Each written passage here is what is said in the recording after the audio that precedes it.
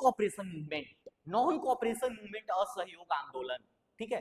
असहयोग का मतलब ही होता है हम आपको किसी तरह का सहयोग नहीं देंगे, हम आपके विरोध में खड़ा रहेंगे, हम आपके साथ आपके कार्यशैली में किसी प्रकार का मदद आपको भारतीय के द्वारा नहीं मिलेगा। सर ये तो मतलब हुआ ना, एक सवाल तो ये होता है कि ये नॉन कॉपरेशन मूवमेंट असहयोग आंदोलन शुरू क्यों हुआ था, है ना। ये सवाल बहुत इंपॉर्टेंट सवाल है आप लोग के लिए कि सर ये भाई साहब आप बताओ कि नॉन कॉपरेशन मूवमेंट असहयोग आंदोलन शुरू क्यों हुआ था, काहे का कारण था, इसको समझते हैं। हम आप लोग के लिए थोड़ा सा मैथमेटिक्स का यूज कर रहे हैं, मैथ्स नहीं पढ़ा रहे हैं, मैथमेटिक्स का यूज कर रहे हैं। इक्वेशन में हमको क्या मिल रहा है सर, नॉन कॉपरेशन मूवमेंट, असहयोग आंदोलन। बात यहां पर समझ में आ रहा है।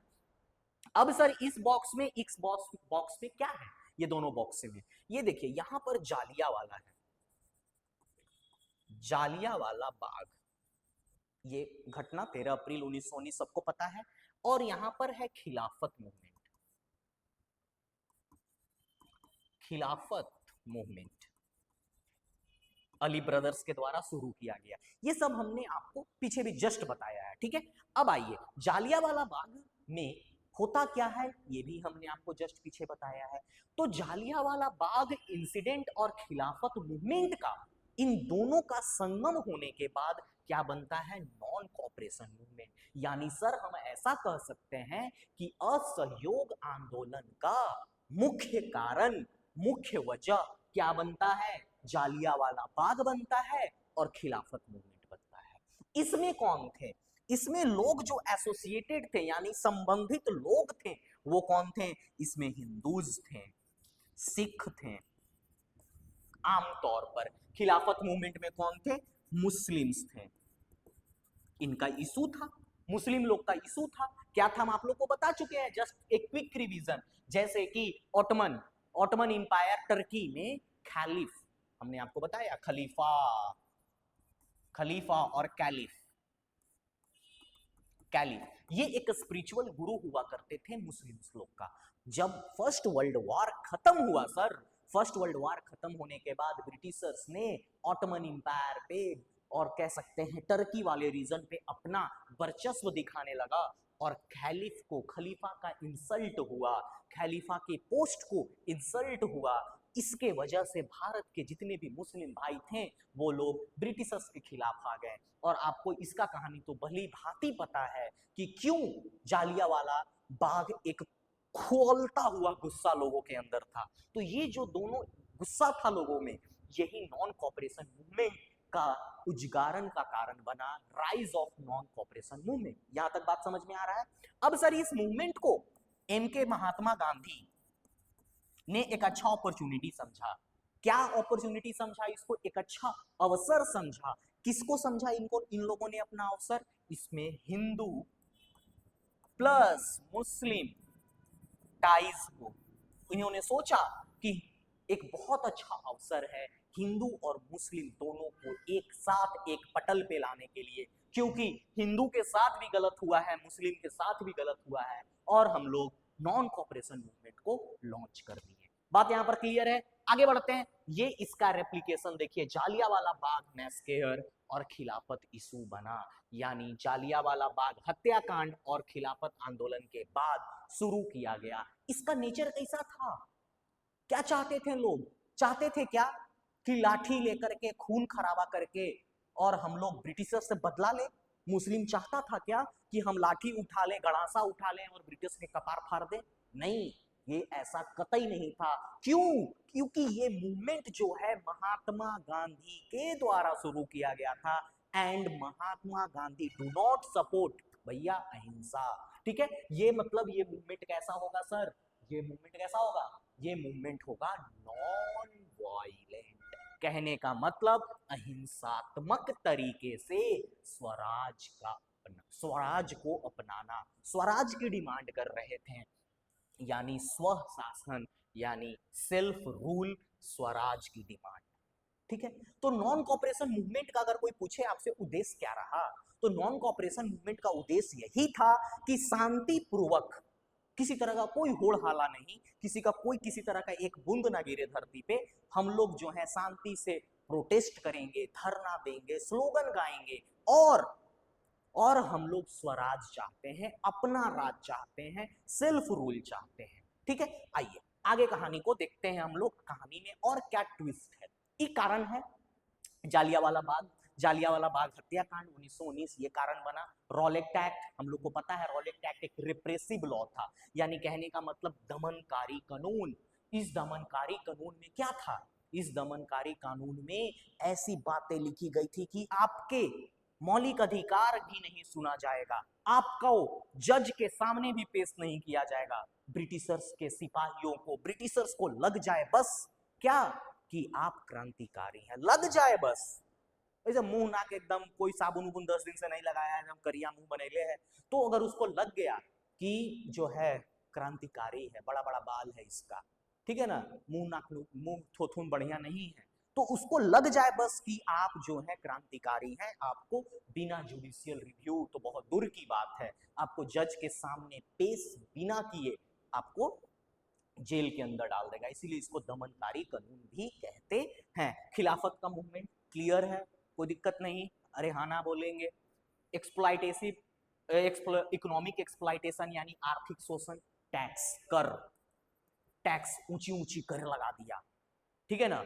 अभी हम लोग परमानेंट सेटलमेंट में जस्ट पढ़े हैं, खास करके रैयतवारी में हम लोग जस्ट पढ़े हैं। परमानेंट सेटलमेंट में तो फिक्स हिस्सा था, रैयतवारी में हम लोग अभी जस्ट पढ़ के आए हैं एक दो दिन पहले कि 40 से 55% तक टैक्स जो है ब्रिटिशर्स खींचता था किसानों से, वैट, है ना। तो इस तरह से हेवी टैक्सेशन, और गांधी जी का एक अहिंसात्मक तरीका जिसमें वो कहते थे mass mobilisation through peace and protest, यानी अहिंसात्मक जन आंदोलन। हम लोग हिंसा नहीं करेंगे, हम लोग नहीं उठाएंगे गणासा, हम लोग नहीं उठाएंगे लाठी, क्योंकि हर एक बूंद की कीमत भारतीय माँ से पूछो, उस बूंद की कीमत कितनी है। हम लोग नहीं चाहते हैं कि सामने वाला का भी खून गिरे और हमारा भी खून गिरे, इसलिए हम लोग अहिंसात्मक तरीके से क्या चाहते हैं, स्वराज चाहते हैं, क्या चाहते हैं, नॉन वायलेंट प्रोटेस्ट चाहते हैं, अहिंसात्मक विरोध चाहते हैं, रक्तपात से बचना है हमें। क्लियर यहां तक? रक्त नहीं बहना चाहिए धरती पे, धरातल पे। ब्रिटिश का बॉयकॉट करो, यानी हम लोग चाहते हैं कि ब्रिटिशर्स के इंस्टीट्यूशंस को, ब्रिटिशर्स के कोर्ट को, ब्रिटिशर्स के स्कूल को हम लोग क्या करें, बॉयकॉट करें, बहिष्कार करेंगे हम लोग।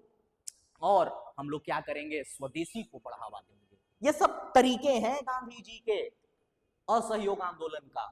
बहुत अच्छा यहाँ से सवाल बनता है और आपके मेंस के लिए बहुत ज्यादा इंपॉर्टेंट है, ठीक है ना। ये सब लेक्चर ही आपके मेंस के लिए है, ठीक है। तो बहुत ज्यादा आपको जो है स्वदेशी को बढ़ावा दे, और हिंदू मुस्लिम का टाइज, यानी हिंदू मुस्लिम की एकता की बात की महात्मा गांधी ने। इतना सुंदर सुंदर पॉइंट है, आप लोग लिखिएगा तो आप लोग का चेहरा से ज्यादा कॉपी चमकेगा, ठीक है। आगे बढ़ते हैं, कहानी को आगे बढ़ाते हैं और देखते हैं कि क्या है तरीके में और क्या क्या है। बॉयकॉट ऑफ ब्रिटिश गुड्स पढ़ चुके हैं, ब्रिटिश वस्तुओं का बहिष्कार करो, ब्रिटिश के एजुकेशनल इंस्टीट्यूशंस जैसे कि स्कूल हो गए, संस्थान हो गए, कोर्ट हो गए, न्यायालय हो गए, इन सब का बहिष्कार किया जाए। और कर ना देना, जिसमें हम लोग बिहार स्पेशल में भी जस्ट करके आ चुके हैं, चौकीदारी टैक्स वगैरह, ये सब टैक्स ना देना, हम लोग इस तरह की बातें कर चुके हैं। स्वदेशी का प्रचार प्रसार, हम लोग नहीं पहनेंगे तुम्हारे विंचेस्टर क्लॉथ, हम लोग बनाएंगे, निकालेंगे, सूत काटेंगे, वहां पे कॉटन का सूत बनाएंगे और हम लोग बढ़िया अपना धोती कुर्ता साड़ी बनाएंगे, ठीक है। पीसफुल रैली करेंगे, शांतिपूर्वक प्रदर्शन और रैलियां करेंगे, ठीक है।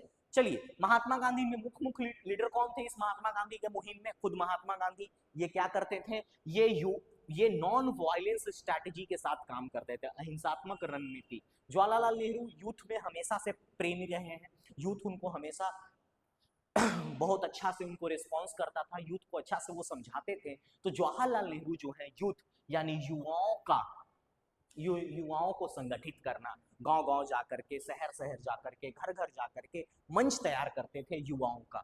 सरदार वल्लभ भाई पटेल ग्राउंड लेवल पे काम करते थे, जैसे कि मान लीजिए कोई झारखंड में एक जगह है कोडरमा एकदम अंदर है, ठीक है, उसको कौन जानेगा। झारखंड में खूंटी जगह है जहाँ बहुत पहले थोड़ा सा नक्सलवाद का एरिया था, तो वहां के लोगों को कौन जागरूक करेगा, आदिवासी समाज को कौन जागरूक करेगा, वो रिस्पॉन्सिबिलिटी किसका था, सरदार वल्लभ भाई पटेल के। यानी छोटे छोटे कस्बों में जाकर ऑर्गेनाइजेशन एट लोकल लेवल, स्थानीय स्तर पे संगठन बना करके इनको भारतीय लोगों को समझाना, आदिवासी समाज को समझाना, हिंदू को, मुस्लिम को, सबको समझाना कि असहयोग आंदोलन में आप लोग को अहिंसात्मक तरीके से ब्रिटिश के दिए गए सामान, नमक, चीनी, मीठा, सब पे आपको बॉयकॉट करना है, बहिष्कार करना है। मौलाना मोहम्मद अली एंड मौलाना शौकत अली, ये किनके थे? खिलाफत के नेता थे। खिलाफत मूवमेंट अभी हमने आपको बताया कि खिलाफत मूवमेंट में किस तरह से इनके द्वारा ऑर्गेनाइज किया गया था, और ये खिलाफत के नेता थे और आंदोलन में बहुत बढ़ चढ़ के हिस्सा लिए थे। ठीक है, ये थोड़ा सा लीडर का डिस्क्रिप्शन हो गया। अब हम लोग बात करते हैं अचीवमेंट्स, उपलब्धियां। भैया इतना तो आप लोग बिहन रोप दिए, अब धान कैसा होगा उसको देखिए। क्या है? मास मोबिलाइजेशन, जन आंदोलन, लोगों का जन, मिलियंस ऑफ पीपल पार्टिसिपेटेड, लाखों लाखों लोग निकलने लगे आंदोलन के लिए। बात समझ में आ रहा है? आंदोलन के लिए लोग अब इच्छुक हो गए, लोगों को लगने लगा कि सच में ब्रिटिश का कानून जो है दमनकारी है, ब्रिटिश का जो राज है वो दमनकारी है, हम लोग को एकजुट होना होगा। लाखों लोगों ने भाग लिया और राष्ट्रीय जागरूकता बढ़ी, consistence of national feeling, nationalism की भावना लोगों के अंदर तत्पर निकला। लोग अब देश के लिए सोच रहे हैं, लोग ये नहीं सोच रहे हैं कि दाल भात भुजिया चोखा खा करके सूझ जाना है, लोग अब सोच रहे हैं कि अब हम लोग को आजादी चाहिए, हिंदू मुस्लिम की एकता, लेकिन वो टेम्पररी इंप्रूव्ड हुआ, यानी अस्थाई एकता है।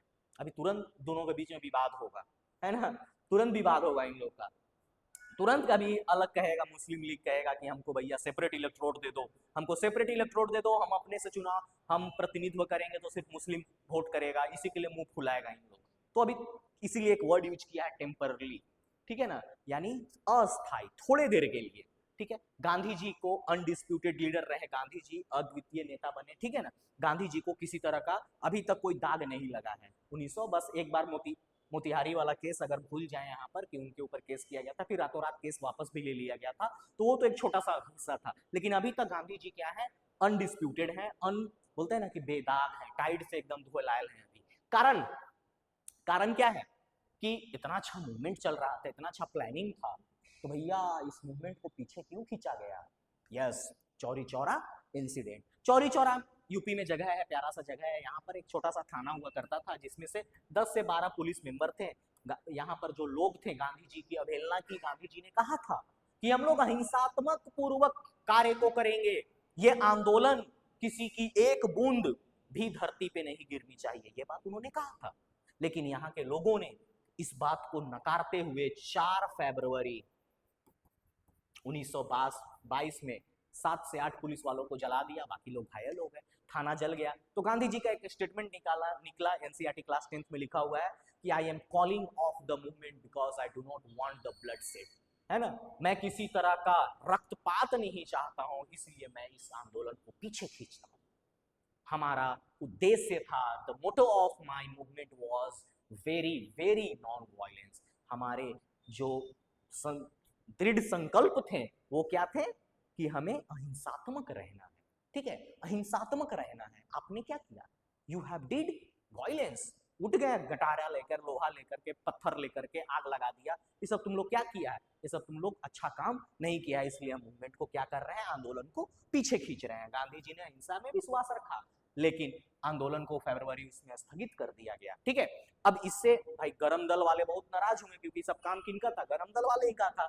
ठीक है ना, लोग वो नाराज हुए, कहें कि भैया कट्टरपंथी लोग जिन्हें हम लोग कहते हैं गरम दल, कट्टरपंथी, वो लोग नाराज हुए। सुभाष चंद्र बोस भी थोड़ा नाराज हुए, ठीक है ना, बाल गंगाधर तिलक तो नाराज ही चल रहे थे, लाला लाजपत राय भी थोड़ा बहुत, देखिए लाला लाजपत राय बीच वाले नेता थे, वो माहौल को देख करके काम करते थे, तो वो भी थोड़ा सा नाराज हुए। बस उनकी लाठीचार्ज में अब 10 साल बाद मृत्यु ही होने वाली है 29 में। ठीक है, चलिए आगे बढ़ते हैं, थोड़ा वो सब बातों को हम लोग आगे के लेक्चर में खींचेंगे, तो बीच बीच में आप लोग ऐसे टिप्पणी कर देते हैं तो बताना पड़ता है। पॉजिटिव और नकारात्मक दोनों बातें हुई। मेंस में बहुत तरीके से लिखना पड़ेगा आंसर, बहुत तरीके से, आप सीक्वेंस को नहीं मिस कर सकते हो, सीक्वेंस मिस करिएगा आंसर अधूरा होगा, आंसर अधूरा हुआ एग्जामिनर को लग जाएगा कि सिर्फ ऊपर ऊपर का बात कर रहा है, कोई वन डे एग्जाम वाला किताब पढ़ के आ गया है, प्रीलिम्स निकाल लिया और मेंस में इस तरह का छितरा गया। तो छितराना नहीं है, ठीक है ना, आप लोग भी जो भी देख रहे हैं आपको छितराना नहीं है, आंसर को सीक्वेंस, जिस तरह से हमने लेक्चर को तैयार किया है प्रीलिम्स प्लस मेंस को देखते हुए, ताकि आप आंसर भी बढ़िया से कर सकें और किसी तरह का कोई ऑब्जेक्टिव भी ना छूटे। ठीक है ना, चलिए आइए, मास अवेकनिंग, भैया ये तो पॉजिटिव पॉइंट है, जन जागरूकता, लोगों के अंदर जागरूकता ही हमने देखा किस तरह से हजारों लाखों लोग गांधी जी के पीछे चलने लगे और कहने लगे भात रोटी दाल खाने से फायदा नहीं होगा, हम लोग को आजादी की बिगुल फूंकना होगा, we have to stand with the Gandhi, ऐसा बात उन्होंने कहा।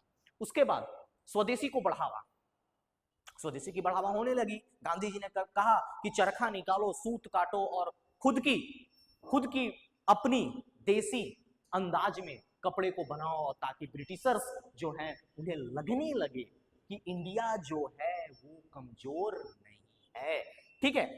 और क्या बात, नए नेताओं का उदय, नए नेताओं को उदय हुआ, खास करके छोटे छोटे लोकल लेवल पे, जैसे हम लोगों ने भी जस्ट पीछे देखा कि सरदार वल्लभ भाई पटेल गांव गांव में जाकर, छोटा छोटा कस्बाओं में जाकर के क्या कर रहे थे, वो लोगों को जागरूक कर रहे थे, डोंट यूज मोबाइल, लोगों की जागरूकता को बढ़ा रहे थे। ठीक है।